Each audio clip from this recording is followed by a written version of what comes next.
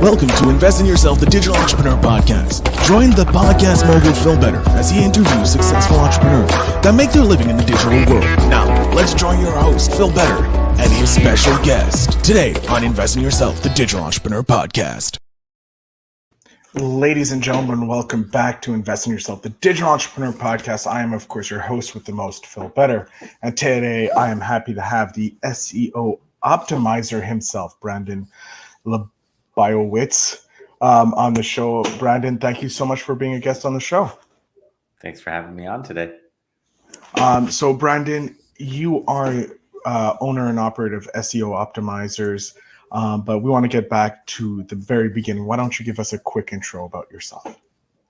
My name is Brandon Leibowitz. I first got started in digital marketing in 2007, got my degree in business marketing, and first job I got out of school was helping out a company with their SEO and helping out with social media, doing email marketing, running paid ads, kind of doing all these digital marketing aspects. And just realized back then in 2007 that I felt like everyone's probably going to have a website in the future, and SEO is a way to get free traffic. So I was like, how about I just focus on the SEO side of things? Everything I mentioned works, like running Google ads or doing social media, email marketing, all that works to get traffic. But I just focused really on that SEO side of things over the years. And ever since then, worked at different advertising agencies, worked at different mom and pop shops, Fortune 500 companies, and everything in between. And right now I have my own company that really focuses on that SEO aspect of things.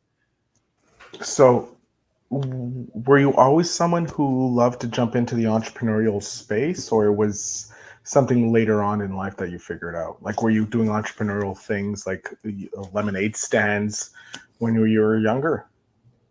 Yeah, no, always had the entrepreneurial spirit. So in high school, made a skateboard company because I love skateboarding. So made a clothing company for skateboarding and kind of did that for a few years until I went to school or to college. Then I focused more on school instead of the company, which I wish I kind of kept both going because it was kind of popular around my neighborhood and around the area. So it was growing and growing, but just when I went to school, just focused on school instead of trying to juggle both. But yeah, I always enjoyed that. And when I got out of school, when I got that first job doing digital marketing, I realized that I could just pick up freelance clients here and there. And that was one thing that really drew me into the SEO side of things, is that I could just go to like a restaurant local or any local business or whatever it might be and be like, hey, do you want to rank at the top of Google? I'll get you up there for whatever keywords. Like if it's a dentist, I'll get you up there for dentist near me or whatever it may be. And always would pick up clients here and there while working full time. And eventually was able to build up enough clients that I was able to just quit my job, but always enjoyed that, or wanted to have the entrepreneurial spirit where it's like, rather be my own boss rather than working for somebody. So always had that drive and wanted to do that. So wasn't sure how that path was going to work out, whether it's going to be like skateboarding, but just fell into the digital marketing and kept going from there. So I want to know, what is your why? Like, what is driving you to be focusing on the SEO and focusing on being your own boss? Well, I just enjoy the flexibility and the freedom that you get of being your own boss, even though definitely do work a lot more and becomes a lot more work, even though it's all yours. You just see the time and you're just like, all right, if I could just be sitting around watching Netflix, or maybe I'll do a little bit of work. So definitely do a lot more work, but the freedom that comes with it is you could set your own hours and pick and choose when you work. And with my job, I could just kind of pick up and go anywhere. As long as I have internet connection, I'm pretty much good to go. That's what I've realized over the years, that nomadic life works as long as you have the internet. So as long as I could get a connection to the internet somewhere, I could be working anywhere for the most part. Nowadays with like cell phones, everything, it's made it a lot easier to just be connected and just stay connected with everything. So that's one thing that really drew me, or some of the things that really keep me interested in it. Have you done some of the nomadic experience, like nomadic lifestyle? Not really. I mean, I've backpacked before through Europe, but not really doing the nomadic lifestyle, but would be interesting to try out maybe, but I don't know. I grew up in the city in Los Angeles, so it's a big change going to nomadic life from there. Lived here pretty much my whole life in the city, so it'd be a big change, but it would be interesting. And the nice part is I could just pick up and go for like a week or two and then come back here. So not going for too long, but getting out and just exploring the world, traveling and checking out new places. I want to know, have You found there's been a big change because you started in 2007 with the SEO. Have you seen a big change in how Google ranks or Bing ranks or these other search engines rank when it comes to the SEO style? Yeah, they're all pretty much changing daily. Well, Google's changing every single day their algorithm. And I mean, for the most part, they're just trying to clean up spam. So they haven't really changed too much. I mean, they've changed a lot over since 2007, but the main core fundamentals are kind of still there. It's just people have found ways to game the system, found loopholes and ways to trick Google. And Google's like, no, no, no, we don't want you to trick us. So that's really what they're doing when they're updating their algorithm. Every once in a while, they'll kind of like tell you, like, hey, we're focused on mobile. If your website's not optimized for mobile or mobile friendly, we're not going to show you your mobile devices. Or if your website loads slowly, we're not going to rank you as high. So they kind of hint at some things, but most of it, they keep kind of top secret. They keep it behind the scenes, and there's no real way to see what's changed, what hasn't changed, but they do change pretty much daily. The main thing is backlinks. Backlinks are a big part of Google's algorithm. That's how they first started ranking websites. And it's still primarily heavily based off backlinks. Backlinks are other websites talking about you. So if you're reading an article on, let's say, entrepreneur.com, and then in there it says Brandon Leibowitz, and you click on that and it goes to my website, I'd be getting a backlink from entrepreneur.com. So the more websites that talk about you, the more trust Google's going to give you. And then they look at the keywords on your website to figure out what to rank you for. So a lot of people have figured out ways to just build backlinks and kind of low quality, spammy backlinks. And over the years, Google's like, in the past, it was a numbers game. If I had 100 backlinks and you had 105 backlinks, you would rank higher than me. Now Google's like, it's not the number of backlinks, it's the number of quality backlinks. And a quality backlink to Google is a website that's related to you. So finding other sites that are related to what you're doing and authoritative sites. Like the bigger the website, the more SEO value you're going to get. Like if I gave you a backlink for my website, it's a good website, but it's not the same as like Forbes or New York Times or LA Times. So the bigger the website, the more trust that's going to be given through that backlink. Geez, some major advice and tips here on the podcast. Thank you so much, Brandon, for giving us that. When you started, did you find the industry easier to break into than now, or do you find it's now easier to get into the SEO game? I would say there's more competition now.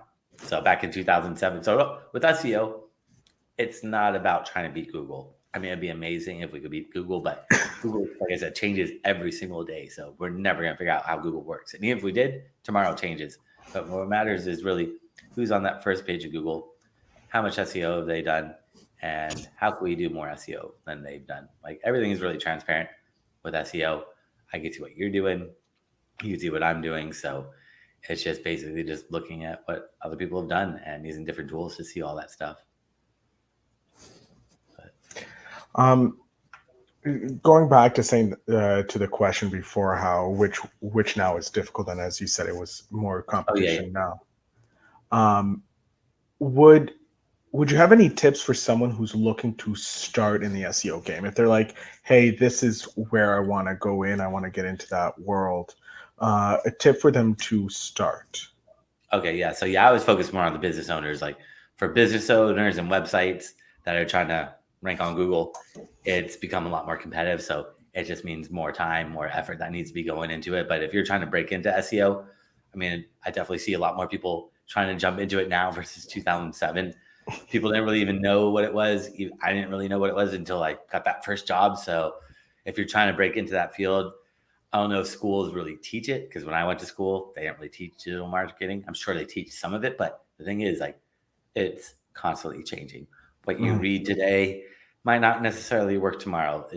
There is no constant. It's always evolving and changing with digital. So that's one thing, is like if you're reading a book or learning from a class, it might be a little tough. So what's really important is like just doing this, like listening to podcasts, reading books, or reading up like on forums and websites and Facebook groups, or watching YouTube videos, or whatever you can to just read and learn, and just make sure whatever you're reading or watching that it's recent, maybe like 5 years old. Anything older than that still might be relevant. It's just things get outdated so quickly. So also testing, don't just take whatever you see as the truth. Try it out, test it out. If you are trying to break into this field, that's going to be the best, is build a website, try to rank it for some keywords, and that's your portfolio. That's your resume right there. Like, hey, look, I built this, or you don't have to build the website, but ranking the website, that's really what matters. You don't have to learn how to build websites. I don't really know how to build websites. I mean, luckily nowadays with WordPress, Shopify, Wix, Squarespace, it's pretty easy. But back in 2007, it was like Dreamweaver with HTML and CSS coding. So I actually bartered with somebody where they built me a website and I helped out with their SEO. But as long as you could show like, here, this is what I've done, I think that's going to be the best way to really break into that field. Just try it out, test it out. On a website, that doesn't really matter because you could break it, mess it up, and it's not going to do any harm.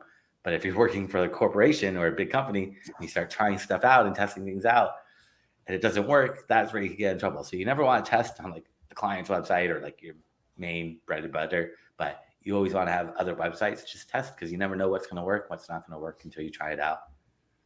I love that idea of having these test websites that is in the same niche as if you're doing with a client's website, so you can mess around, mess up there, and see what works, what doesn't, and then transfer it over to your client's work. That's genius advice right there. And you can buy these .info domains, so it doesn't matter what URL extension. You could buy .net, .com, .org. They're all going to rank equally well. I mean, .com looks a lot better, but if you're just doing it just to test, you could do the .info URLs for, I think they might like be like a couple dollars a year. So it's not going to cost too much money where you're spending like hundreds of dollars on a domain name. And then hosting, you could just get some cheap hosting and just throw it up there and see what happens. There we go. Brandon, in your so far journey of being a digital entrepreneur, has there been a moment that you're like, this is why I'm doing this? Like a moment that just was like, yes, this solidifies the fact that I'm going to be an SEO guy for the rest of my life. Well, once I started seeing websites rank for the keywords that I was trying to target, so seeing that it actually works what I'm doing, and that was a big thing, is because you never know with Google, and you're reading up, especially when I first started learning, you're just going and reading and learning from other people's advice, but you don't really know, is it going to work? Is it not going to work? But seeing that stuff happen and seeing the rankings move up, and then also having that flexibility to pick up freelance clients, that's really what drew me into it and kept me going down the digital marketing path. Otherwise, probably would have maybe done something differently, but the freelance work and also joining early, like getting in 2007, made it a little bit easier. I mean, it actually made it tougher when I was trying to get freelance work because nobody understood what SEO was or the value of SEO. Nowadays, it's pretty easy to go up to anybody, and not anyone, but like business owners, and talk to them about SEO, and they're pretty much more aware of it. They might not understand it, but they understand that they need it. Whereas back in 2007, it was just a foreign language to them. They're just like, why do I need to be on Google when I have this brick and mortar store here or whatever it is that's working for them? And it's true. But if it's working then, you don't necessarily need to change it, but you have to be evolving and changing and be aware that trends and things change. And if you're late to the game, your competitors are going to jump in and try to take that market share away. I love it. I love it. Brandon, I'm a voracious reader of books. I love reading books. And I'm wondering if you have a book that you would suggest to my audience here, either on SEO or on entrepreneurship, that you think they should read if they're looking to get into the entrepreneurial world or the SEO world. I mean, for SEO, it's tough with the books because just they're constantly changing.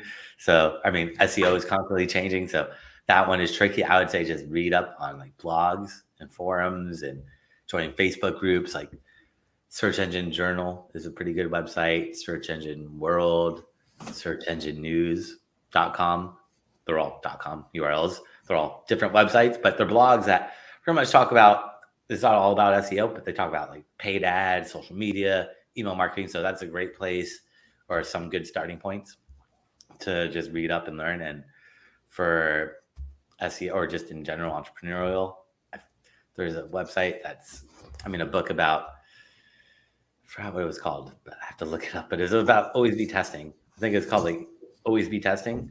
But It's all about like testing and seeing what works and what doesn't work, and like split testing or like testing your landing pages on your website. Because what I learned from that book is getting traffic to your website is just half the battle. Once you get people to your website, how do you actually get them to convert? And that's where you got to be testing your website, different landing pages, different colors, testing, like if you're an e-commerce website, maybe testing out the add to cart, changing it to buy now, or moving the add to cart button up a couple pixels, or changing the color a little bit, or doing these little things that probably you wouldn't notice, but would have an impact on conversion. So that's one big thing. But I believe it's called always be testing. And I'll double check and send it out to you at the end so you can find the notes. Please do. Please do. We want to make sure that it's in the show notes down below for my audience.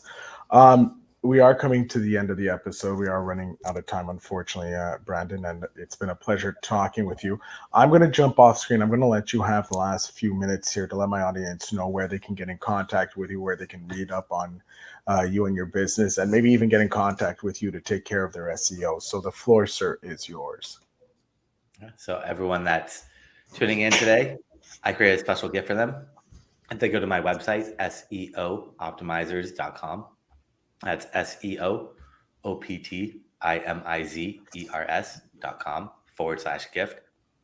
They can find that gift there, along with my contact information, and anything else that they might know about me is all on that page.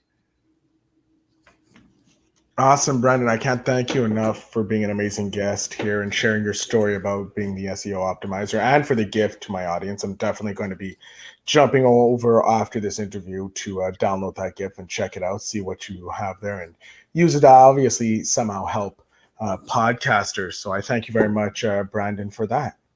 Thanks for having me on today.